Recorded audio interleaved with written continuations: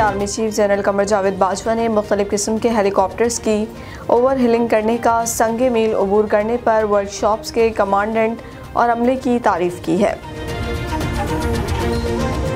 ISPR के मुताबिक army chief general قمرجاوید Bajwa ने रावलपिंडी में मुख्तलिफ लाजिस्टिक वर्कशॉप्स का दौरा किया और पाक फौज के खुसूसी आलात की देखभाल करने वाली वर्कशॉप्स का मुआयना किया। आर्मी चीफ को गाड़ियों की अपग्रेडेशन और एविएशन असासों और स्टोर्स की देखभाल पर ब्रीफिंग दी गई। इसके अलावा आर्मी चीफ को हवाबाजी से मुतालिक वर्कशॉप्स में मुख्तलिफ हेलीकॉप्टर्स की मुकम्मल ओवरहीलिंग पर भी ब्रीफिंग दी गई। आर्मी चीफ ने वर्कशॉप्स की कारकर्दगी को सराहा।